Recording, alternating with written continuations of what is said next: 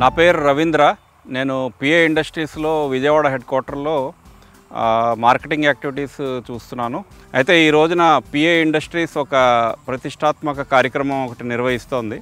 అది మన PA excellence plot, అలాగే డీడీకే అంటాం. అంటే ఏంటంటే ధన్ ధాన్ ఔర్ కిసాన్, అయితే ధనం ధాన్యం ఇంకా రైతు, ఇది కార్యక్రమం మనం నిర్వహిస్తున్నాం.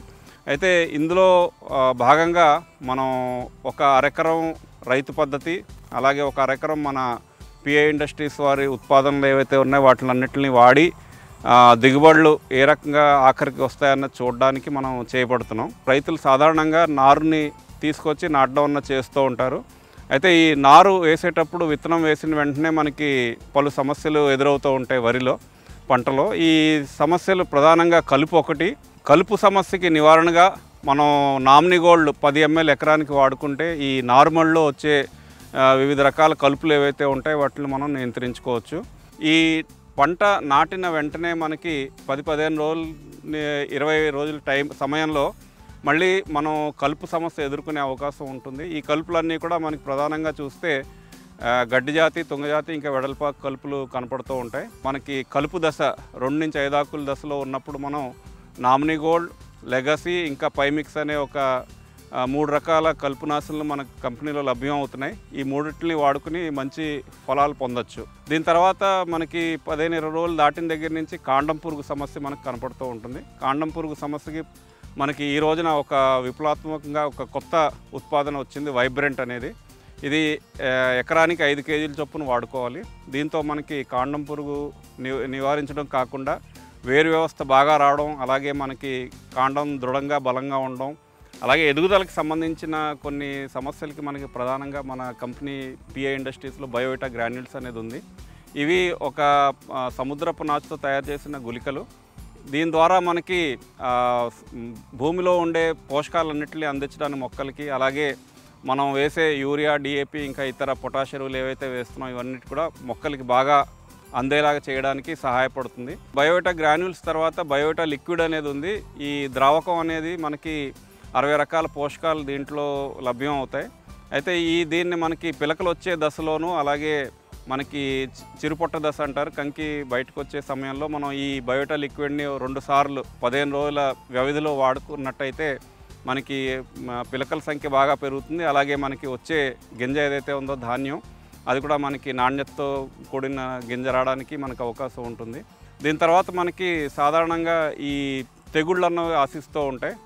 అయితే ఈ అగ్గి తెగులు సమస్య నాటిన 30 రోజుల నుంచి కూడా మనకు అక్కడక్కడ కనపడుతూ ఉంటుంది. ఆకుల మీద మచ్చల రూపంలో కనపడుతుంది. అలాగే తర్వాత దశల్లో అయితే మెడవిరుపు తెగులు గాను, లేకపోతే కంకి తెగులు గాను కూడా మనకు కనపడుతూ ఉంటుంది.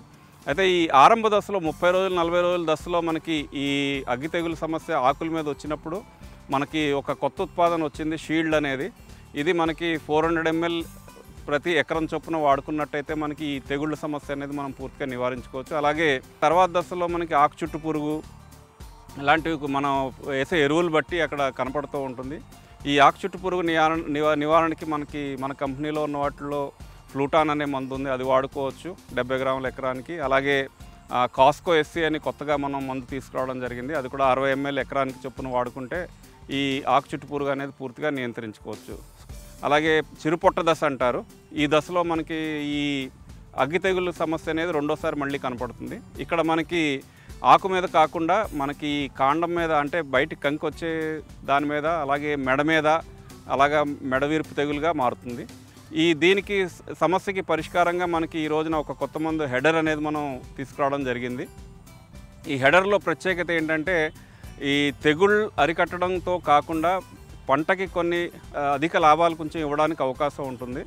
అదనంగా దీంతో వచ్చే లాభాలు మనం చూసుకున్నట్టయితే ఈ పోటాకు ఏదైతే ఉంటుందో అది బాగా ఆకుపచ్చగా ఉంటుంది, అలాగే నిటారుగా నుంచుంటుంది. ఏ పంటలో అయితే పోటాకు ఆరోగ్యంగా ఉంటుందో అక్కడ పంట దిగుబడి, అలాగే మనకి గింజ నాణ్యత కూడా బాగా పెరుగుతుంది. సో చిరుపొట్ట దశలోనే మనకి ఈ దోమ సమస్య అనేది ఎదుర్కొంటూ ఉంటాం. అయితే ఈ దోమకి సమస్యకి పరిష్కారం ఒకటి ఓషన్ అనే మందుని 100 గ్రాముల ఎకరానికి చొప్పున మనం వాడుకుని, అది ఆరంభ దశలో వాడుకుంటే మంచి ఫలితాలు ఉంటాయి. అంటే మనం ఓషన్ని 200 లీటర్ల ఎకరానికి వాడుకుంటూ, అలాగే ఆరంభ దశలో 1-2 దోమలు ఉన్నప్పుడు కానీ, అలాగే చిరుపొట్ట వచ్చిన వెంటనే మనం హెడర్తో కూడా కలిపి మనం ఓషన్ ప్లస్ హెడర్ కాంబినేషన్గా మనం వాడుకోవచ్చు. ఇంకొక కొత్తగా ఒక డిజరప్టర్ అనే మందును కూడా మనం ప్రవేశపెట్టడం జరుగుతుంది. ఆల్రెడీ అన్ని చోట్ల క్షేత్ర ప్రయోగాలు చేస్తున్నాం. దీంట్లో కూడా రిజల్ట్స్ చాలా బాగున్నాయి. ఈ రోజున అత్యాధునికంగా ఉన్న ఒక కొత్త మందు డిజరప్టర్. ఇది దోమ మీద మనం వాడినట్టయితే మనకి లాంగ్ డ్యూరేషన్, అంటే మనకి దీర్ఘకాలికంగా పరిణామాలు దొరుకుతాయి. అలాగే పంట కూడా ఆరోగ్యంగా ఉంటుంది. ఫలితంగా మనకి తర్వాత అధిక దిగుబడులు దొరికే అవకాశం ఉంటుంది. సో ఈ రోజున ఇక్కడ రైతుల మీటింగ్ ద్వారా రైతు ఎదర ఇవన్నీ చేయడం జరిగింది. అలాగే ఒక స్క్వేర్ మీటర్ ఏరియా, అంటే ఒక చదరపు మీటర్ ఏరియాలో మనం గింజలను తీసుకుని వాటిలో ఒక బాటిల్లో వేసి దాని బరువు తూచడం అన్నది జరిగింది. ఇక్కడ ఈ ప్లాట్లో చేసిన దాంట్లో మనకి ఒక స్క్వేర్ మీటర్ ఏరియాకి 30 గ్రాములు తేడా అన్నది మనకి కనపడుతుంది. సో ఈ రకంగా మనం ఫైనల్గా హార్వెస్టింగ్ చేసి మన కోతలు కోసిన తర్వాత దిగుబడి చూస్తే ఈ లెక్క అంచనా ప్రకారం డెఫినెట్గా ఒక 2 నుంచి 3 బ్యాగుల దిగుబడి అనేది మనకి అధికంగా మన పద్ధతిలో రావడానికి అవకాశం ఉంటుంది.